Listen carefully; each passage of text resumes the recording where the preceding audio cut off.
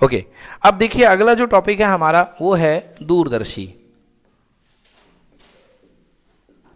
दूरदर्शी का मतलब होता है टेलीस्कोप। दूर की चीजों को, खगोलीय पिंडों को देखने के लिए जिस इंस्ट्रूमेंट का इस्तेमाल किया जाता है, उपकरण का इस्तेमाल किया जाता है, उसे दूरदर्शी कहते हैं। हमारे सिलेबस में हमें पढ़ना है खगोलीय दूरदर्शी। क्या नाम है? खगोलीय दूरदर्शी, है ना।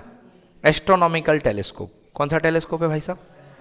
तो देखिए इसमें सबसे पहले आपको एक नई चीज जानने को मिलेगी जिसका नाम है फोकल तल। क्या नाम मिलेगा?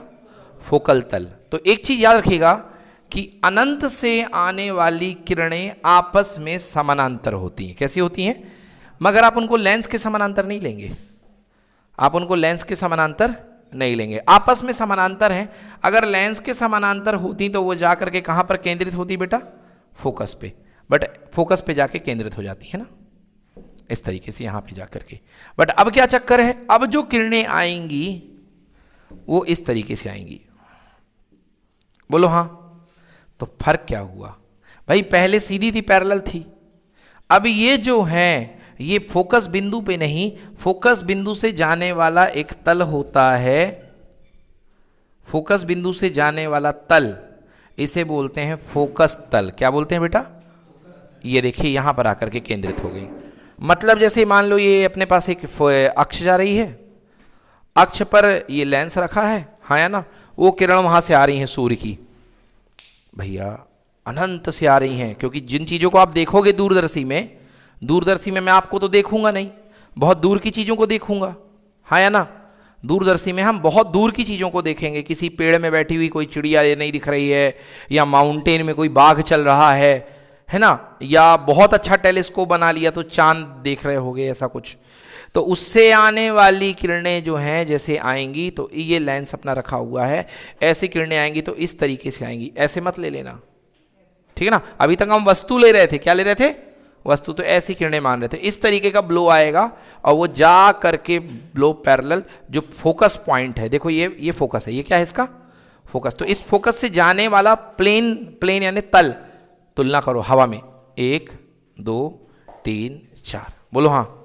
ये जो पेपर लग गया बीच में ये कहलाएगा फोकस तल। क्या कहलाएगा?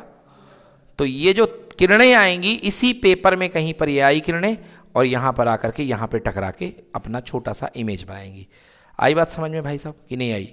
मतलब कोई भी वस्तु है बहुत दूर है हमसे, वस्तु का नाम होगा ए बी, बहुत वस्तु है, बहुत बड़ी वस्तु है, सुन रहे हो? वस्तु का नाम है ए और बी। ये देखो अक्ष से यहां से ये ए है और ये बी है इसका, ठीक है। अब इसका यहां पर इमेज बनेगी। क्या बनेगी बेटा? इसकी इमेज। ये बनेगा ए डैश और ये क्या बनेगा? बोलो क्लियर हुआ कि नहीं हुआ?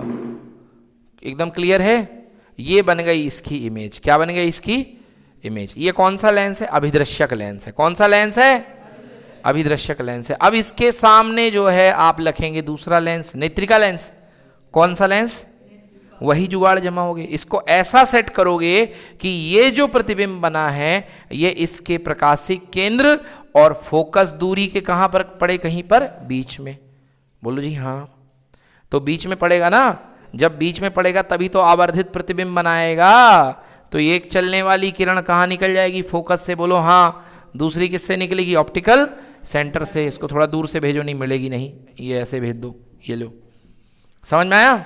अब देखो यहां इनका गैप बढ़ रहा है, खुल रहा है मुंह, तो इधर पीछे आकर के मिलेंगी कि नहीं मिलेंगी बताओ? तो ये बन गया आपका आवर्धित प्रतिबिंब ए डबल डैश और क्या? बोलिए जी, आ गया समझ में?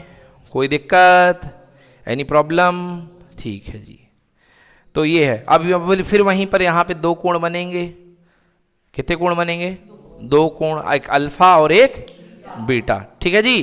तो आइए इसका डायग्राम प्रॉपरली मैं बना दूं, क्योंकि आपने वर्किंग समझ ली है। अब इसका मैं प्रॉपरली डायग्राम आपको बना देता हूं, ठीक है। चलो डायग्राम इसका प्रॉपरली बना दिया जाए। चलिए देखिए, तो हम बात कर रहे थे प्रतिबिंब बना रहे हैं, ठीक है ना। तो पहला वही प्रतिबिंब रहेगा कि जब अंतिम प्रतिबिंब स्पष्ट दृष्टि की न्यूनतम दूरी पर बने, ठीक है ना। तो लिखिए, जब किरण आरेख जब अंतिम प्रतिबिंब स्पष्ट दृष्टि की न्यूनतम दूरी पर बने, जब अंतिम प्रतिबिंब स्पष्ट दृष्टि की न्यूनतम दूरी पर बने। आइए देखिए बेटा, ये आपके पास में सबसे पहला अभिदर्शक लेंस ले लीजिए। ये अभिदर्शक लेंस है, ये इसका मुख्य अक्ष है, ठीक है, ये इसका मुख्य अक्ष है। अब ऐसा डायग्राम बनाने के लिए, क्योंकि इतना आप मतलब बड़ी दूर की चीजों को देखने के लिए बना रहे हैं, तो बाद जो नॉमिनेशंस हैं वो लास्ट में दें। ये नहीं कि पहले ही फोकस घोषित कर दो तो पता चले तुम्हारी किरण कहीं और मिल गई, है ना, इसलिए अपन बाद में दे देंगे। तो देखिए सबसे पहले दो किरणें आ रही हैं, एक ये ले लीजिए और एक ये, देखो ये प्रकाशिक सेंटर से गई है, बोलो हाँ, ये प्रकाशिक केंद्र से गई है, और दूसरी जो है वो इस तरीके से आ रही है, ये है, ये थोड़ा सा रिफ्रैक्शन हो जाएगा, हल्की सी डाइवर्ज हो जाएगी और यहां पर आकर के मिल गई, खटाक, ये यहां पर आकर के मिल गई, ये यहां पर आकर के मिल गई है। अब यहां पर ये दो किरणें हैं, ये वस्तु कोई रही होगी, ऊपर वाली वस्तु A है और नीचे वाला क्या है, B है, ठीक है ना, वस्तु कोई बड़ी सी रही होगी, कहीं से चली होगी, तो ये इसका प्रतिबिंब बन गया भैया, ये बन गया A डैश और ये क्या बन गया, B डैश, ठीक है बेटा। हाँ क्या क्या क्या बोले, A या B कोई अब मुख्य अक्ष पे बनेगा। देखो किरणें एक्चुअली यहां से चली हैं, किरणें एक्चुअली यहां से चली नहीं, उसका भी कहना गलत नहीं है, मगर हम ये मान के चलो कि अनंत पर रखी हुई कोई वस्तु है, अनंत पर कोई रखी हुई कोई वस्तु है, ठीक है ना, उसका एक सिरा आप खुद ही कंसीडर करोगी कि वो जमीन पर जा रहा है और दूसरा कहाँ जा रहा है, ऊपर जा रहा है, ठीक है ना। अब यहां पर आपको एकदम क्लियर वस्तु नहीं मिलेगी, इसी तरीके की वस्तु मिलेगी। आगे बात समझ में, तो क्योंकि यार अनंत से चल रही है तो थोड़ा कुछ मानना पड़ेगा, और जो भी वस्तु अनंत से चलेगी